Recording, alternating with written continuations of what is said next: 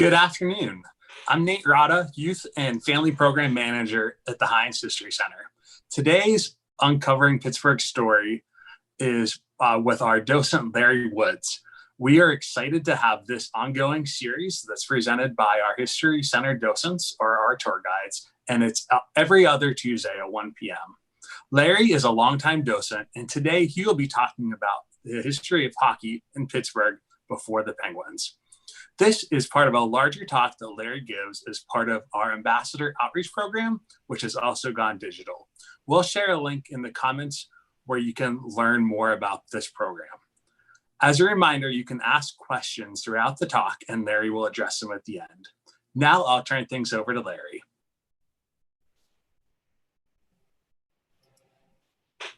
Thank you, Nate. In Pittsburgh, we know hockey basically because of the Penguins, but that only started in 1967. And what I'd like to talk to you today about is the history of hockey in Pittsburgh that happened before the Penguins.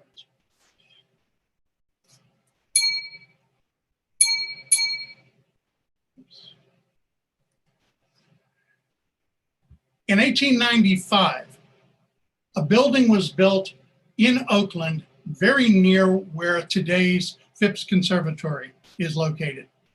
The Phipps Conservatory was built shortly before this building. This was called the Casino. And if you look at the building in the upper left, you'll notice what a grand structure this actually was.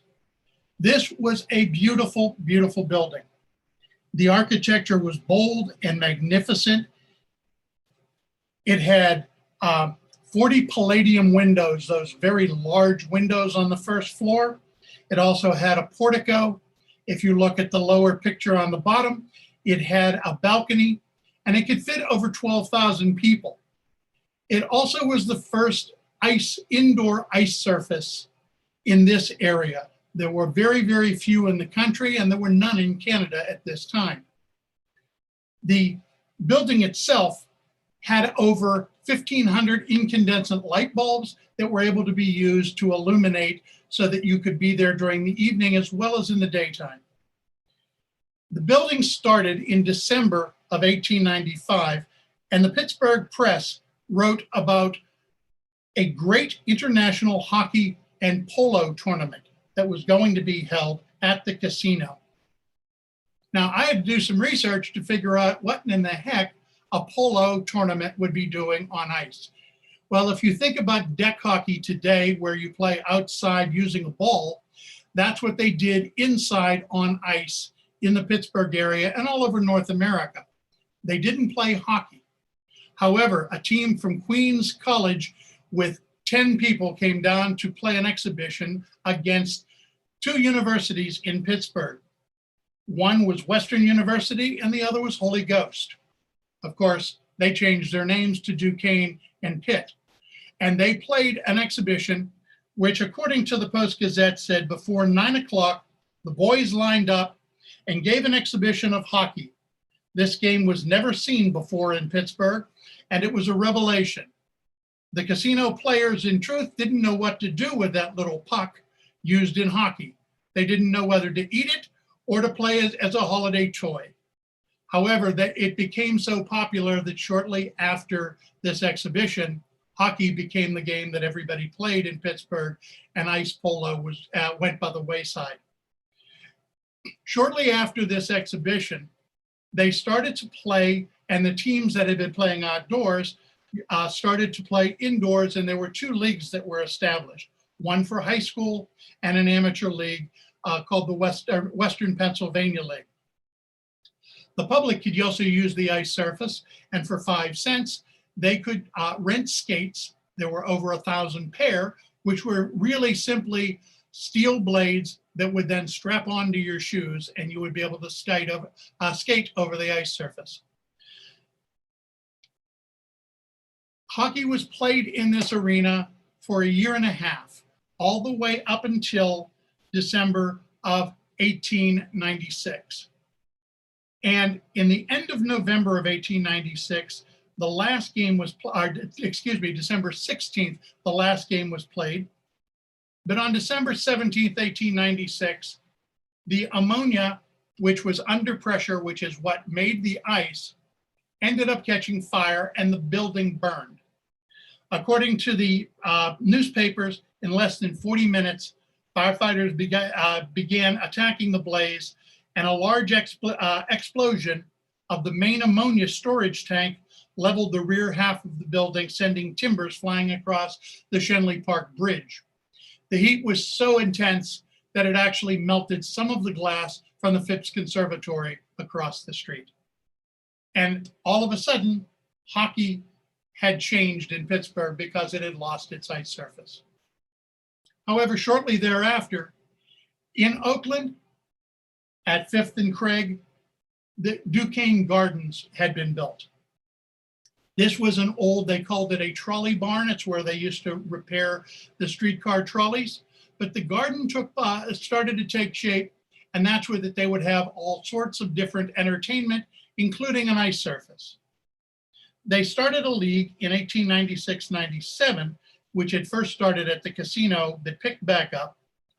It had 4 teams: the Pittsburgh Athletic Club, the Duquesne Country and Athletic Club, or Pittsburgh Duquesne, Western Pennsylvania, the University of Pittsburgh, and also a casino team.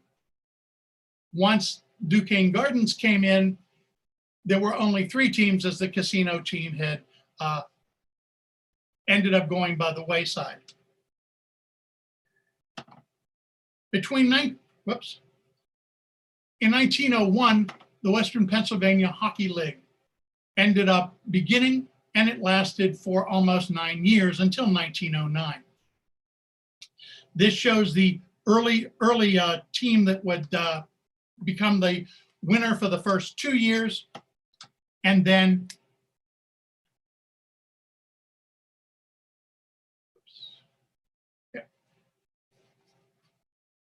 I'll show you the area just north of Shenley Park, because while all of this is going on and hockey is being played in Pittsburgh, we have Luna Park, which had been built only 2 blocks up from the Duquesne Gardens. Now, Frederick Ingersoll was the founder of Luna Park. He would build 50 of these amusement parks across the country. The first was here in Pittsburgh. Imagine in Oakland having not only a building where you could go and skate and have ice surface indoor, but you also had an amusement park with a roller coaster, a Ferris wheel. They had an animal park with wild animals in cages. They had merry-go-rounds. There was, you could see the water as it would go through in boats for people to do sailing. And they also had something that was common at the time, but a little bit on the bizarre. It was a baby incubator, and it was a sideshow attraction where people could stand at a window and watch nurses take care of infants who were premature, and they would be treated in stainless steel incubators. And it became a sideshow attraction. It was very common in the time. In 1907, in the midst of Luna Park's heyday, a lion ended up escaping out of the attraction, and it ended up mauling a woman. City of Pittsburgh police officer dispatched the animal, and the woman survived. Luna Park only lasted for about 5 years in Pittsburgh. Hockey continued on, and the reason we had hockey in Pittsburgh was because of the indoor surface, but also because Canadians would come to Pittsburgh and they would play because they could get jobs in the Industrial Revolution. And we had lots of different jobs that people would come in. This was one of my favorite teams that ended up joining the league. This was called the Pittsburgh Bankers. Notice their jerseys. How appropriate. The $sign on the front of the jerseys. The Bankers did end up winning the championship at least 1 year. There was also hockey played down at the Point. This was the Winter Garden. Now, at that time, in the 1880s, 1890s, you'll recall that in 1893, the great exhibition in Chicago, the World's Fair called the Columbian Exhibition, drew millions of people. Pittsburgh was the 10th largest city in the country at the time, and it built its own exposition halls at the point. There were 3 buildings: Machinery Hall, Music Hall, and the Winter Garden. In 1901, the 2 buildings burned, but were immediately rebuilt. And you could see some of the top acts of the day that would end up playing at the Music Hall. John Philip Sousa, for example, was there. Right across the river was Exhibition Field, and that's where the Pittsburgh Alleghenies, our first Major League Baseball team, played ball until 1901, when they changed their name to the Pittsburgh Pirates. So you had Exhibition Park and you had Exhibition Hall. Hockey was played here for 20 years, but shortly after, the lease ended up going over to the city of Pittsburgh, and they used the area for the city auto pound. Now, in 1917, this gentleman came to visit Pittsburgh. He's known as Hobey Baker. In football, the greatest football player every year is awarded, a college football player is awarded the legendary trophy for the main football, the championship, the best football player in the country, the Heisman Trophy. The same is true in hockey. The best hockey player in the country is called the Hobey Baker Award, and they received this award. Hobey played for Princeton, so the P doesn't stand for Pittsburgh, but for Princeton. And he came with a barnstorming team and played our local college players from Pitt, Duquesne, and Carnegie Tech. The game ended 3-2. Hobey Baker scored all 3 goals, the natural hat trick. And the reason that this is significant, it was the last game that Hobey Baker would ever play hockey in at all. And that's because he ended up enlisting in the Army Air Corps in World War I. He was a successful pilot and had 3 successful missions with kills each time. But on the 4th try, upon landing, his plane crashed and he died.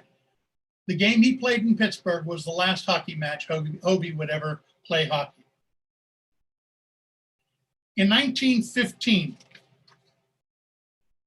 Ray Schooley, a former hockey referee, started, and he also managed the Duquesne Gardens, he started an amateur hockey team called the Pittsburgh Yellow Jackets.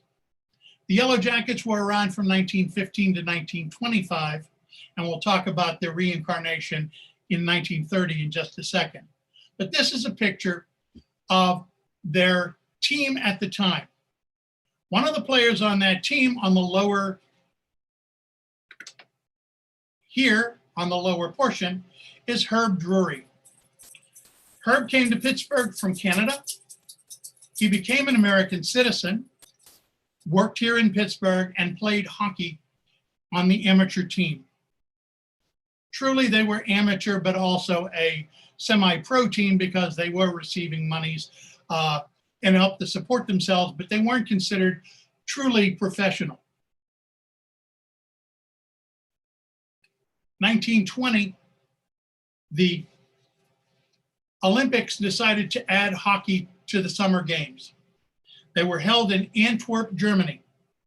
7 teams would play: Belgium, Canada, Czechoslovakia, France, Sweden, Switzerland, and the United States. Herb Drury made the team here in Pittsburgh, and the 1920s, this is where the Olympic team was selected. They selected it here in Pittsburgh, and they played 3-game exhibition against the Canadian team. Pittsburgh, the US team, won 2 out of 3, but in the Olympics, they ended up losing to the Canadians and won the silver medal. In 1924, Herb Drury also made the Olympic team in France, and again, he won the silver medal. I'm going to put a plug into the History Center and the Sports Museum. On the 3rd floor of the Sports Museum, you'll see our hockey display. And this display is there showing Herb Drury in his 1924 uniform And in the upper right-hand corner, you can see his silver medal. So come down to the History Center, see all the exhibits all about hockey, but you'll also be able to see the Olympic power, the Olympic pioneer, and Herb Drury as he stood outside of the Gardens in 1925. It's a marvelous exhibit, and it's something I think you'd really, really enjoy. Now, in the 1901 timeframe, Pittsburgh actually became known as having the first professional hockey league. They actually played some of their players, and it only lasted for the 1901 through about 1909. They then were playing the semi-pro amateur team until in 1925. Now, in 1925, Ray Schooley ran into some financial difficulties, and he sold the Yellow Jacket team and to James Callahan and William Dreyer. They knew that the fledgling NHL, who had only had Canadian teams, wanted to expand into the United States. Boston had joined in 1924, and in 1925, a number of teams, including New York, Chicago, Detroit, Pittsburgh, St. Louis, Ottawa, and a number of other teams joined. Schooley asked Barney Dreyfuss, the owner of the baseball Pittsburgh Pirates, if he would mind calling the hockey team the Pirates. And Barney Dreyfuss said, certainly, they're not playing the same sport. There's no problem. And you'll see that Pittsburgh Pirates wore black and gold, the first Pittsburgh professional franchise to do so. Because the baseball Pirates, starting as the Alleghenies and up until the 1940s, wore red, white, and blue. The Pittsburgh Steelers didn't get started in Pittsburgh until 1933, when they were called the Pittsburgh Pirates and wore black and gold, but that was after the hockey Pirates. The Pittsburgh Pirates played for 5 years in the NHL. They played very competitively, particularly in the last 2 years. However, if you remember your history, in 1929, we had a stock market crash and things went south very badly across the country. The Pirates ran into great difficulty financially and would end up having to fold and move to Philadelphia. Now, the coach of the Pittsburgh Pirates was Odie Cleghorn. He was a very famous Canadian hockey player, and he became rather renowned because at that time, hockey was played where the teams had their 5 players on the ice and would be up and down and didn't come off the ice until there was stoppage of play. So they often were on the ice 10 minutes or longer. This became exhausting, and Odie decided there's nothing in the rules that say that we can't change while the game is still going on. So he actually became the first coach to institute changing, what we now know as changing on the fly, where players came on and off the ice while the action was still going on. So the innovation started right here in Pittsburgh. Once the team moved to Philadelphia, it lasted all of 1 year as the Philadelphia Quakers, and it folded. And hockey was no longer in this area in the NHL. Ray Schooley ended up repurchasing the Pittsburgh team, the Yellow Jackets, and reconstituted them back in 1930, and they would play for another really 6 years. James Harris also joined the management group, and many of the players who had played for the Pirates came back to play for the Yellow Jackets. Again, they were extremely successful, but in 1936, they ended up sharing the ice with another team called the Pittsburgh Shamrocks, and many of the players were split between the two teams. The Shamrocks lasted for only 1 year. They had the typical luck of the Irish, which can be very good and it can be very bad. They had the Shamrock as their logo, but you'll also remember that the bad luck of the Irish, like the potato famine, was also a very devastating thing. And the Pittsburgh Shamrocks suffered the ignominious end because that was the year that we had 67 inches of snow, and on St. Patrick's Day, a huge thunderstorm that dropped several inches of rain. and flooding in Pittsburgh was terrible. As a result, Pittsburgh Shamrocks ended up going out of business. They couldn't maintain their time. That then led us to the Pittsburgh Hornets. The Hornets were purchased as the Detroit Olympians, and they came to Pittsburgh as a minor league team in the International Hockey League, later to go to the American Hockey League. The Hornets played at the Pittsburgh Gardens for a number of years, winning 3 equivalents to the Stanley Cup, but they were called the Calder Cup. And it wasn't until 1967 when the Pittsburgh Penguins came to town with the re-expansion of the NHL that the Pittsburgh Hornets ended up leaving town. Now, while the Hornets played, John Harris decided he needed a way of making more money rather than just hockey matches and having people come and play skate on the weekends and in the evenings. So he hired a young aspiring skater by the name of Sonia Henne, who had won a gold medal at the Olympics, and had her perform before the hockey match. It became such a tremendous success that this became the ice-capades that stayed with us for many, many years, went cross-country with its tours, and made a lot of money for Harris and his investors. But it all started right here in Pittsburgh.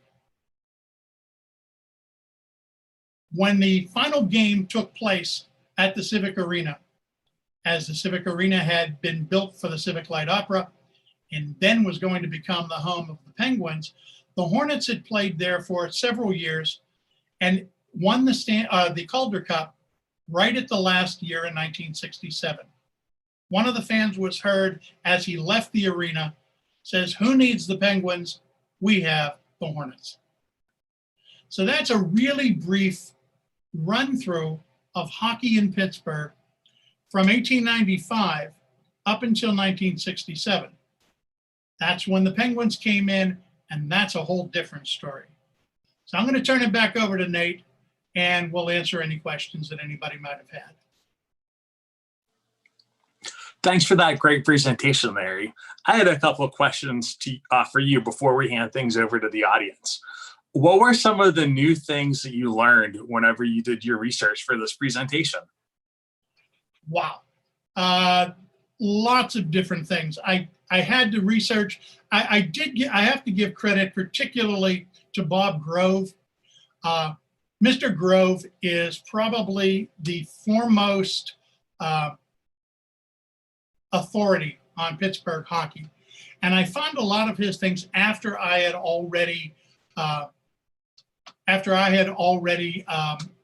started my research. But I found lots of new things from the research that I did, and learned about the first professional hockey being played here. In 1901, the fact that they were paying their players. Other places were playing, as I said, where it was semi-pro, they would give stipends, etc. And it was sort of a wink and a nod to amateurism at the time.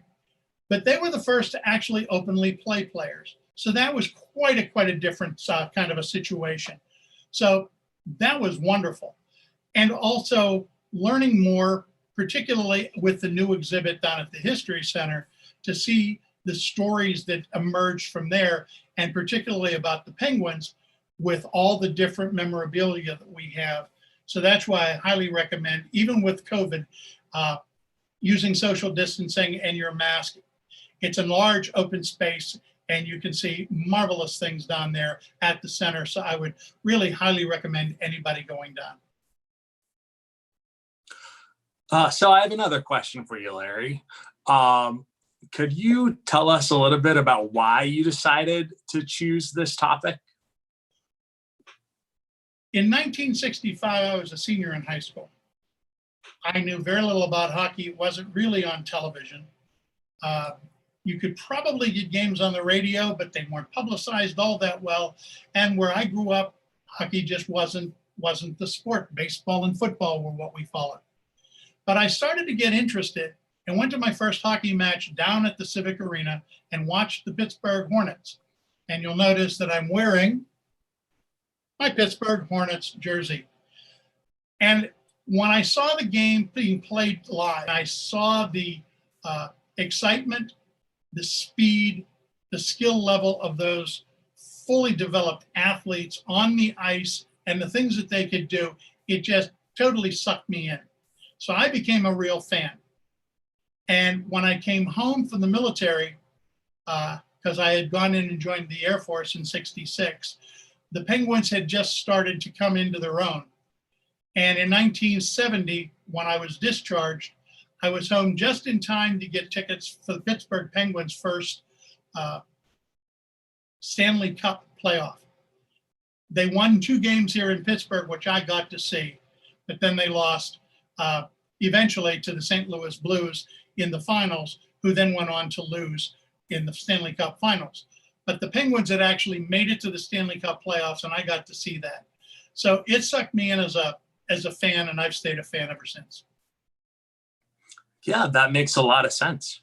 So I just wanted to give chat another chance to see if they had any questions for us.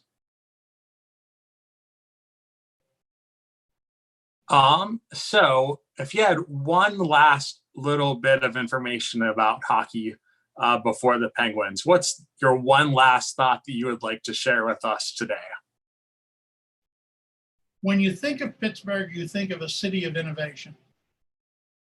Having a hockey rink, and not just one, but eventually 3 hockey rinks with indoor ice, long before most other places in the country. That allowed us not only to have a sport that people could enjoy, but it showed the kind of innovation that Pittsburgh is known for. Many other cities didn't have indoor ice for a lot of years, and it wasn't until almost 12 years after Pittsburgh did that Canada started to have indoor ice across the country, and how we were able to recruit Canadians to Pittsburgh, not only for good jobs in the Industrial Revolution, but also to play hockey on the indoor ice that we had here. So it's that innovation and that sense of innovation that I think struck me as really outstanding. All right. Well, thank you for sharing with us today, Larry. We hope everyone who joined us on YouTube will be able to join us again in 2 weeks as we learn about Gus Greenlee and we hear stories from the Crawford Grill and the Pittsburgh Crawfords. All right. Well, we hope to see you then. Thanks and